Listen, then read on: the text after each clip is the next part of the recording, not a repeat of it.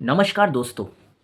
दोस्तों आज भारतीय बाज़ार की अगर मैं बात करूँ, इंडियन मार्केट्स आज पूरी तरीके से टूटते हुए नज़र आए।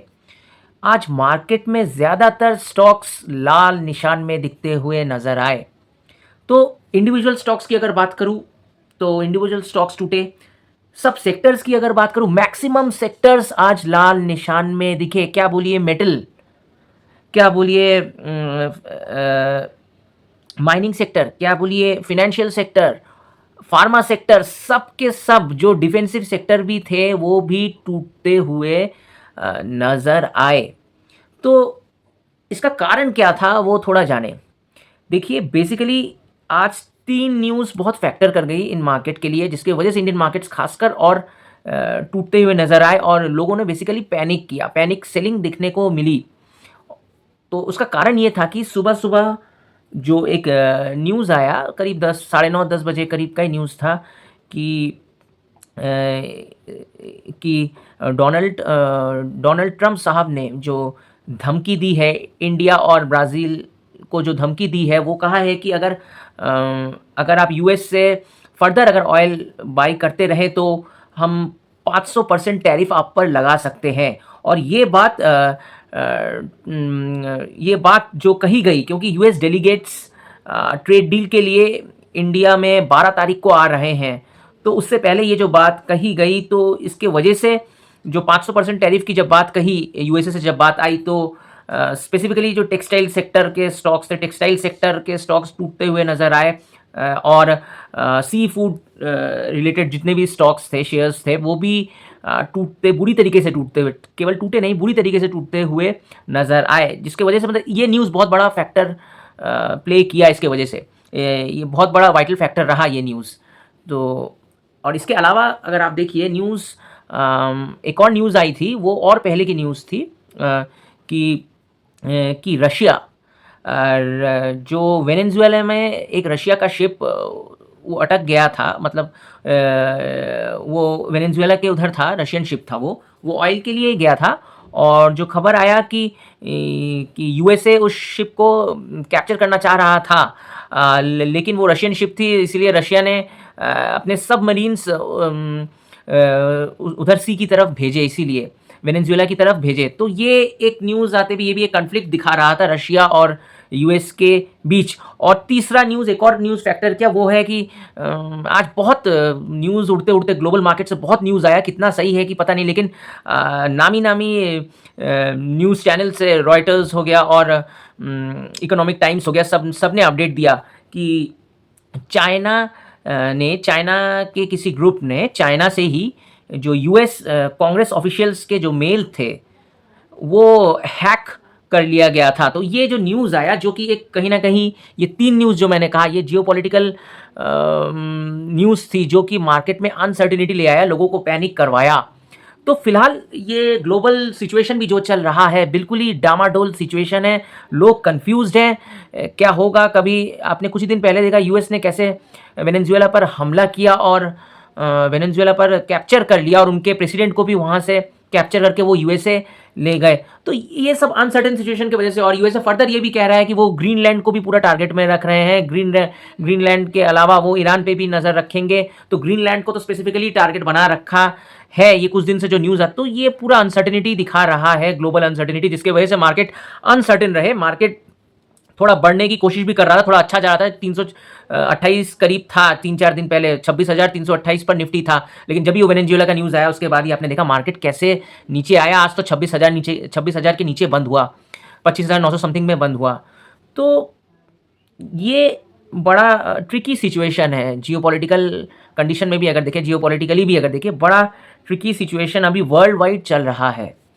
तो एक चीज़ सबको जो नज़र आ रहा है कि यूएसए कैसे अपना दबदबा दिखा रहा है और सब देशों को दबाने की कोशिश कर रहा है। तो प्रश्न ये उठ रहा है कि यूएसए, जहाँ सब लोग कह रहे हैं यूएसए की इकोनॉमी अब डूब जाएगी, यूएसए डूबती हुई नैया है, यूएसए का पावर अब वैसे नहीं रहेगा, लेकिन यूएसए के पास इतना पावर आ कहाँ से रहा है, इतनी हिम्मत कहाँ से आ रही है, इसको थोड़ा समझे। देखिए, आप जो भी कहिए, लेकिन आपको ये बात मानना ही पड़ेगा, आपको ये बात मानना ही पड़ेगा कि कि वर्ल्ड की अगर 50 वर्ल्ड इकोनॉमी में जो वर्ल्ड की इकोनॉमिक कैश फ्लो होता है, वर्ल्ड इकोनॉमी में जो कैश फ्लो होता है, केवल 50% जो कैश फ्लो है वर्ल्ड इकोनॉमी में वो केवल यूएस के दिग्गज 5 कंपनियों से आता है।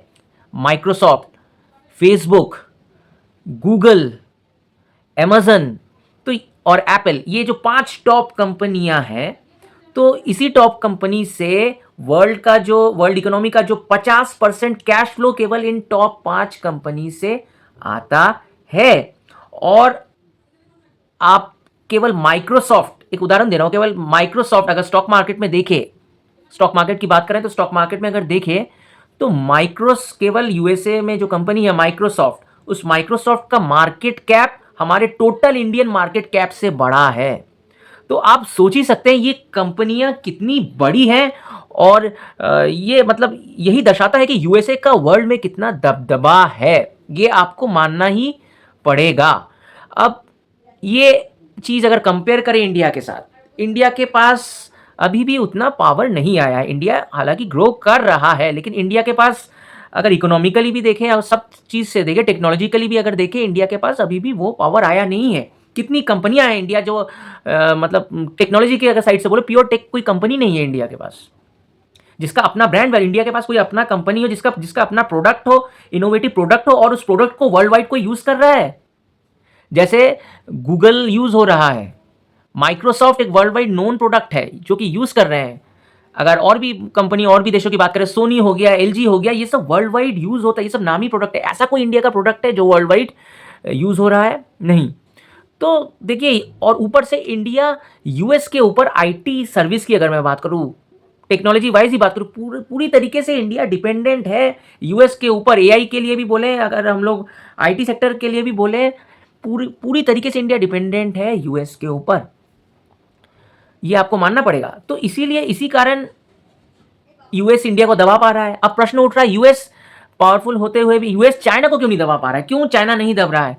तो आपको ये चीज समझना पड़ेगा, चाइना के पास लिवरेजिंग है। Leveraging in the sense, China के पास रेयर अर्थ मिनरल्स की कैप्टिविटी है, जो कि इस साल चाइना ने यूएसए को समझा दिया कि आप हमको अगर दबाने की कोशिश करोगे तो हम आपके लिए भी असुविधा तैयार कर देंगे। हम रेयर अर्थ मिनरल्स की सप्लाई कम कर देंगे। रेयर अर्थ मिनरल्स की सप्लाई अगर कम कर देंगे तो यूएसए में डिफेंस टेक्नोलॉजी हो गया और कई डेवलपमेंट के लिए यूएसए के लिए अच्छा नहीं होगा। और आप सभी जानते हैं कैसे रेयर अर्थ मिनरल्स की डिमांड बढ़ते ही जा रही है। और रेयर अर्थ मिनरल्स के ऊपर पूरी अगर कैप्चर की बात करें, उसमें चाइना का दबदबा है। तो चाइना बहुत ही स्ट्रैटेजिकल देश है। उन्होंने वो ये चीज़ वो हम लोगों से अभी भी 50 साल 60 साल आगे है, और ये चीज़ उन्होंने लास्ट 30 साल पहले ही सोच लिया था और उसी हिसाब से उन लोग काम कर रहे थे। तो यूएसए इंडिया को दबा देगा इजीली, लेकिन यूएसए चाइना को इजीली नहीं दबा सकता है, क्योंकि चाइना के पास भी, अगर यूएसए टेक्नोलॉजी की बात करें तो चाइना के पास टेक्नोलॉजी भी है, प्लस रेयर अर्थ मिनरल्स का दबदबा भी है। तो ये चीज़ आपको समझना पड़ेगा। तो इसके अलावा अगर बात करें, ये तो एक पार्ट बात किया, आप अगर देखिए ये वर्ल्ड में जो पूरा सिचुएशन चल रहा है, एक देश दूसरे देश के साथ कॉन्फ्लिक्ट में है। यूएसए रशिया के साथ, यूएसए चाइना के साथ, यूएसए वेनेजुएला के साथ, यूएसए ग्रीनलैंड के लिए क्यों सोच रहा है, कैप्चर करने की क्यों सोच रहा है ग्रीनलैंड के लिए। तो आपको एक चीज़ समझना पड़ेगा, हर चीज़ के पीछे ऊर्जा है। ये एक दूसरे के साथ देशों में लड़ाई एनर्जी के लिए है।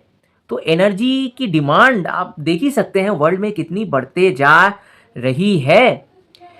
यूएसए ने वेनेजुएला को कैप्चर किया ऑयल रिजर्व के लिए। यूएसए ग्रीनलैंड के ऊपर कैप्चर करना, ग्रीनलैंड को यूएसए पहले भी बहुत बार कोशिश कर चुका है अपने अंदर लेने के लिए।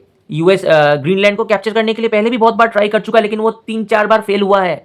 और अब भी वो फिर से ट्राई कर रहा है ग्रीनलैंड को, क्योंकि ग्रीनलैंड एक ऐसी जगह है जहां पे बहुत रिच नेचुरल रिसोर्सेज और वहां पे रेयर अर्थ मिनरल्स काफ़ी ज़्यादा मात्रा में पाए जाते हैं। पैलेडियम हो गया और भी कई रेयर अर्थ मिनरल्स हैं जिसके लिए ग्रीनलैंड बहुत ही फेमस है, वहाँ पाए जाते हैं। इसीलिए यूएसए भी उधर नज़र बनाए रखा है।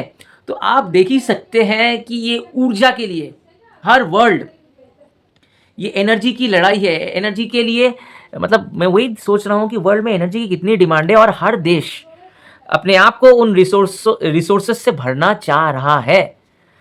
तो ये बात आपको समझना पड़ेगा।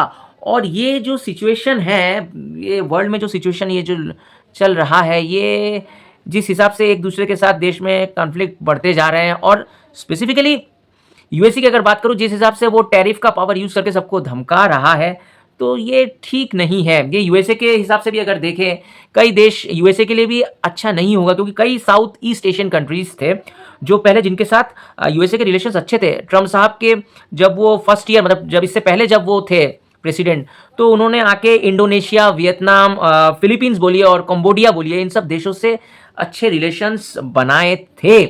लेकिन ये सब होने के बाद जो जिन देशों के साथ यूएसए ने अच्छे रिलेशंस बनाए थे, तो उनका भी वो ट्रस्ट खोते जा रहे हैं। मतलब यूएसए के ऊपर अब कोई ट्रस्ट नहीं कर पा रहा है, क्योंकि एक चीज वर्ल्ड तो समझ गई है कि यूएसए जो भी कुछ कर रहा है, मतलब सब कुछ अपने देश के इंटरेस्ट के लिए, वो वर्ल्ड के बारे में कुछ नहीं सोचता, वो केवल अपना सोचता है। ये चीज तो लोगों को साफ हो गई है। पहले लोग कंफ्यूज थे कि यूएसए क्यों, लेकिन ये चीज तो अब जितना दिन जा रहा है वो सबको समझ में आ रहा है। और फिलहाल थोड़ी और बात करें तो सेंट्रल बैंक्स ने जो जैसे लास्ट पिछले साल से जो गोल्ड वो कलेक्ट करते जा रहे हैं, और डी डॉलराइजेशन की बात जो यूएसए हर बात में यूएसए डर भी रहा है और कह रहा है कि जिस हिसाब से ब्रिक्स नेशन डी डॉलराइजेशन पर तुला है, वो हमको नीचा दिखाना चाहता है, वो हमारे पावर को कम करना चाहता है, इसीलिए उनकी लड़ाई है ब्रिक्स नेशन के साथ। लेकिन एक चीज़ आपको समझना पड़ेगा, देखिए हर सेंट्रल बैंक्स जो गोल्ड खरीद रही है ज़्यादा से ज़्यादा, और ये ब्रिक्स नेशन की भी और दूसरे देशों को भी जो डॉलर के ऊपर जो डिस्ट्रस्ट तैयार हुआ है, उसका कारण भी यूएसए खुद ही है। क्योंकि आप ठंडे दिमाग से सोचिए, सब देश कब जाग उठे ये देखकर, क्योंकि जब 2022 में रशिया ने यूक्रेन पर अटैक किया, रशिया ने यूक्रेन पर अटैक किया, तब यूएस ने जब रशिया पर सैंक्शन लगाया और उनके सारे एसेट जो थे वो फ्रीज कर दिए। रशिया के जो सारे एसेट थे वो फ्रीज कर दिए। तब दुनिया में जितने भी देश थे, उन लोग कहीं वो उनका टनक न रहा। उनका दिमाग में आया कि अगर ये डॉलर को कहीं ना कहीं डी वैल्यू कर दे, तो इससे हमारे या डॉलर करेंसी के ऊपर पूरी तरीके से हम लोग डिपेंडेंट हैं, तो इस डॉलर के अगेंस्ट में कोई बैकअप होना चाहिए। ये देश को समझ में आया। इसीलिए सेंट्रल बैंक्स, आप देखिएगा 2022 के बाद से ही उन्होंने गोल्ड इकट्ठा करना चालू किया। सारे चाइना हो गया, इंडिया हो गया, पोलैंड हो गया, सब ज़्यादातर देश के सेंट्रल बैंक उसके बाद से गोल्ड एक्यूमुलेट करना चालू कर दिया। किसके वजह से कि वो डॉलर के अगेंस्ट में वो पेक कर सके, पर डॉलर के अगेंस्ट में वो गोल्ड को बाई करना चालू किया कि डॉलर के अगेंस्ट में बैकअप के हिसाब से। तो ये चीज़ यूएसए ने ही दिखाया है वर्ल्ड को। अगर जो बाइडेन उस टाइम पे ऐसा कदम नहीं उठाते, तो ये शायद दूसरे देशों को भी समझ में नहीं आता। तो यही कह रहा हूँ, जैसे वर्ल्ड का अनसर्टेन सिचुएशन चल रहा है, जिसकी वजह से मार्केट अनसर्टेन है, पूरा गिर रहा है, कब उठ रहा है कुछ पता नहीं, और इसके कारण जो है इन्वेस्टर्स बड़े परेशान हैं। इन्वेस्टर्स के बड़े प्रश्न आ रहे हैं, क्या करें। तो उनको मेरी यही सलाह होगी कि देखिए, ऐसे जियोपॉलिटिकल सिचुएशंस पहले भी आए हैं। मैं बार बार एक ही चीज़ कहता हूँ, जियोपॉलिटिकल सिचुएशंस पहले भी आए हैं। आपको ये बहुत से न्यूज़ आएंगे, आप किसी न्यूज़ पर आके जल्द में आकर पैनिक में कोई चीज़ सेल मत करिए। पहली बात, कोई भी चीज़ किसी न्यूज़ को सुनकर आप पैनिक में मत आइए। आपको पेशेंस रखना पड़ेगा, आपको धैर्य रखना पड़ेगा। और एक चीज़ मैं पहले भी मैंने बताया है, ऐसे न्यूज़ अब आते रहेंगे, क्योंकि जनवरी फरवरी साइकोलॉजिकली भी अगर मार्केट को अगर देखिएगा, इंडियन इक्विटी मार्केट्स की मैं बात कर रहा हूँ, जनवरी फरवरी मार्च में जनरली मार्केट्स, अगर आप हिस्टोरिकल डेटा देखिए, ज़्यादातर मार्केट हमेशा से जनवरी फरवरी मार्च के टाइम में नीचे ही रहता है। एंड ऑफ द मार्च से मार्केट अच्छा होना चालू करता है। ये आपको मैंने पहले ही बताया था। ये अगर मेरा वीडियो फॉलो करते होंगे, ये चीज़ मैंने पहले ही बताया था। जनवरी फरवरी मार्च हमेशा से थोड़ा डाउन ट्रेंड की तरफ रहता है, ये हिस्टोरिकल डेटा बताता है। फिर उसके बाद मार्च के एंड से आप देखिएगा मार्केट अपने आप ही अच्छा करेगा। तो आपको पेशेंस रखना पड़ेगा। आपको एक चीज़ फ़ायदा क्या है कि आपको अच्छे स्टॉक्स अभी नीचे गिरते हुए नज़र आ रहे हैं, जो अच्छे फंडामेंटल स्टॉक्स हैं, आपको अच्छे भाव पे मिलेंगे। तो ये अपॉर्चुनिटी है आपके लिए। और अभी आप अगर जो पैसा वही पैसा आप इन्वेस्ट कीजिए मार्केट में जिसको आपको नेक्स्ट 5 से 6 साल 6 से 7 साल मैं बोलूँगा जिसको आपको ज़रूरत नहीं होगी।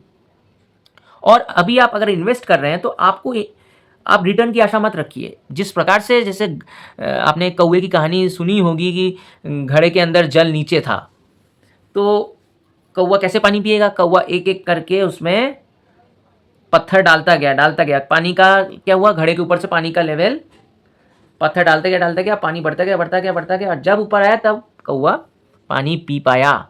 तो वही है, अभी आप पेशेंस रखिए, आप इन्वेस्ट छोटा-छोटा करके करते रहिए, आप प्रॉफिट आपको बाद में ज़रूर मिलेगा। तो ये जो सिचुएशंस हैं, पॉलिटिकल सिचुएशंस, ये टेम्परेरी है, पास्ट में भी बहुत आए, मैं बार-बार ये कह रहा हूँ। हालाँकि पीरियड्स अनसर्टेन रहेंगे, लेकिन इस टाइम पे आपको ज़्यादा रिटर्न्स की आशा नहीं है। आप इन्वेस्ट कीजिए थोड़ा-थोड़ा करके, आपको लॉन्ग टर्म के लिए बहुत अच्छा समय है क्योंकि आपको इस समय कई स्टॉक्स में अगर स्टॉक स्पेसिफिक जाइए तो आपको वैल्यू मिलेगी, अच्छी वैल्यू पे आपको आप बाई कर सकते हैं। तो आपको पेशेंस रखना पड़ेगा। और एक और चीज़, अगर आपको इतना ही डर लग रहा है कि आपको देखिए पोर्टफोलियो अगर डाइवर्सिफाई नहीं है आपका, तो आप इस समय अगर आपको डिप मिल रहा है सिल्वर या गोल्ड में कहूँगा, गोल्ड में अगर कोई डिप मिलता है, आप गोल्ड में एंट्री लीजिए धीरे-धीरे। अगर आपने एंट्री नहीं लिया है, हर डिप पे गोल्ड या सिल्वर थोड़ा-थोड़ा कर इक्वली कर रखिए, क्योंकि फिर इसका आपका पोर्टफोलियो भी डाइवर्सिफाई होगा और गोल्ड क्या करेगा, आपके gold as a hedging purpose भी काम आएगा। तो आप मार्केट में बने रहिए। एक चीज़ मैं बता रहा हूँ, मार्केट कभी आपको निराश नहीं करेगा। हो सकता है 2 साल रिटर्न ना दे, 3 साल ना रिटर्न दे, लेकिन चौथे साल मार्केट जनरली आपको ऐसा रिटर्न देगा कि वो 3 साल में भी पूरा कर देगा। तो मार्केट ऐसा ही रहा है। ऐसा मत सोचिए कि सब कुछ खत्म हो गया है, इस समय पेशेंस रखिए। इन्वेस्टर के अंदर सबसे बड़ी एक ही क्वालिटी रहना चाहिए, वो है पेशेंस। और इस समय आपको ये क्वालिटी दिखाने का समय है।